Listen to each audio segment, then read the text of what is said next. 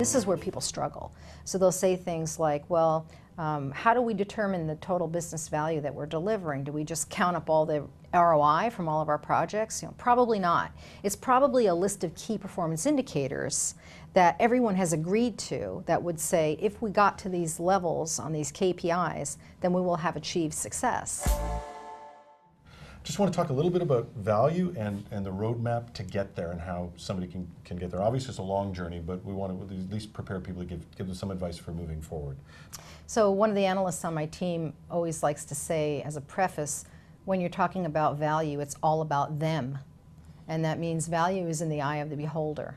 And I think one of the traps that we fall into in IT is that we believe that there's certain things that we provide that are of high value. But we really have to turn that around and think about it from the perspective of our stakeholders. What is it that they value? And firstly, what is it, in order to really determine what they value, we have to be really clear about what it is we're providing. And as a CIO, we're sitting on all these assets and all these business tools and processes and people. What does that look like from a business stakeholder perspective? What is it that they get from us? Okay, so again, it goes back to understanding the business you're in, having those business services defined the right way, and then starting to figure out what is it that those business services allow our business stakeholders to accomplish, and how do they value that? What do they value about that? And one of the things that I've learned in my many years in IT is that from a customer perspective, agility and speed are almost always more important than quality, which is counterintuitive to a lot of IT people, right? We'd rather deliver it right and take a little more time. Well, that's probably not the case for a lot of business people. So I think it's a combination of knowing what you provide and how that translates into business outcome, but also really understanding from the mindset of your customers, your stakeholders, what is it that they're really looking for me to provide? And then what would be the metrics that would indicate that I've succeeded? And that might vary depending on the business unit or depending on the IT service that you're providing. Okay. And there's a million things out there that I should be doing in finding these things. There's big data, there's social governance, there's mobile, there's SaaS, there's everything. From your perspective, standing above all that, what should I be doing and how do I set priorities with all of these?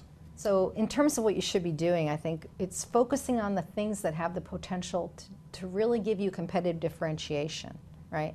All of those technologies could be potentially impactful to a business, but it depends on your business, right? You have to figure out, of these things that are emerging, what can we actually exploit for competitive differentiation or gain? Maybe the technology is very promising, but your organization isn't mature enough to take advantage of it, right? So I think the level setting, the prioritization comes in really rationalizing of all the opportunities that are out there. I mean, there are robotics, there is big data, there's social media. That stuff's all great, but what could you actually use in your business to drive change, revenue, increase margins, and then what could your business actually execute around? And that means getting everybody in the enterprise to coalesce around what this information technology could do. That's how I would go about setting my priorities. In doing that, one of the things I think I've learned, is that measurement is very important. And how do I take that and build a scorecard? What should be on that scorecard and how can I use it? Yeah, I think in terms of talking about scorecards, I think you have to show that you are in the ballpark in terms of price. You have to show that you're looking after the money side well. If you don't do that, you don't get to talk about value, right? So once you pick 3 or 4 key metrics to establish that your price performance is excellent, and you continue to report on those. It might be something like IT spend per employee, it might be something like the distribution of your spending by different areas, whatever it might be, but you have to talk a little bit about price performance. But then I think on this, also on the scorecard, you want to spend at least as much time talking about how you're driving business impact. And this is where people struggle. So they'll say things like, well, how do we determine the total business value that we're delivering? Do we just count up all the ROI from all of our projects? Probably not. It's probably a list of key performance indicators that everyone has agreed to that would say, if we got to these levels on these KPIs, then we will have achieved success, right? We will have delivered value as an organization. And a lot of those KPIs aren't really IT KPIs, they're business KPIs. Things like maybe driving innovation, maybe driving productivity of the employment workforce. So if you were to say something like, as an IT organization, we have 3 charters. One is to drive productivity, one is to increase innovation, and one is to increase operational effectiveness. We could easily build some metrics around that would say, well, how would we know what success looks like? Obviously, you have to socialize those with your stakeholders so they agree that that's what success looks like. But that's the general approach that we tend to take, is kind of a mixture of price performance and then a mixture of the impact. But the impact has to be tied to some kind of pillar or strategic outcome or something that we're driving for. Like I said, it could be productivity, it could be innovation, and there's got to be a KPI that says this is what success looks like. So what's the roadmap for me? What are the steps that I should follow? You've described in some of your presentations phases that people go through. What are the steps that I should be going through in getting to value? Yeah, I think you have to kind of take that. It starts with cost and it goes all the way to value, right? So if you haven't established credibility on cost management, start there, right? Get a baseline, find out where are we in terms of our price performance. Are we competitive? Are we underspending versus our peers? Are we overspending versus our peers? Once you get that baseline, then identify where those obvious maybe differences are. It doesn't mean you're bad if you're spending more in an area, but there should be a good business reason for it. Then I'd say start thinking about the service management piece. Start thinking about, okay, getting out of the asset view of IT, what are the core things that we deliver to the enterprise from a business services standpoint? Get a working service catalog that really talks about what you deliver for the business, not just a technical catalog.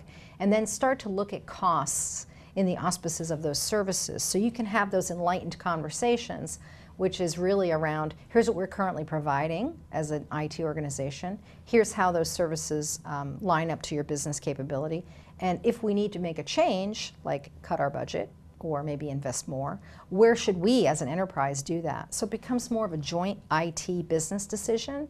And same thing on the value side. Where should we as an organization apply information technology in order to win? And how would we know when we succeeded? And those are the conversations that we don't get to have if we're not price competitive, if we're not good stewards, if you will, of the money that's under our charge. So that's really the roadmap, I would say. And the nice thing about it is it's very dynamic. We have to keep doing it all the time because the cost part, it's not like we do that once and it's done. It's constantly changing. We have to continuously show improvement. So all of that stuff, that whole continuum, is ongoing. So I bought everything you said. I'm CIO, I'm going to walk out of the room, I'm going to do this. What is the thing I do day one? Yeah, I think day one is, I think you socialize it with your own organization first. I think you call a meeting of your directors and managers and you make them understand that this is important. It's everybody's job, but somebody owns the outcome. And it's not me as a CIO. Somebody has to be looking after this initiative. We have to treat it like we would any other enterprise initiative, which means we have to have a budget, and we have to have a timetable, and we have to have metrics. And I think you coalesce your people around it, that this is not something that we do as collateral duty and nobody wants to be part of it. This is important. It helps to raise the profile of IT. It helps the business to get more value.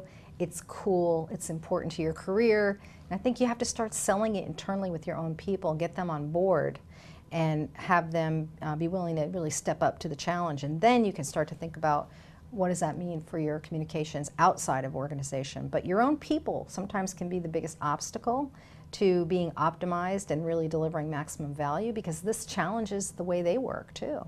So you got to get them to buy in first. So I've been talking to Barbara Gomulski, Managing VP with the Gartner Group. Thank you, Barbara, and it's been a pleasure. Thanks. Thanks for having me.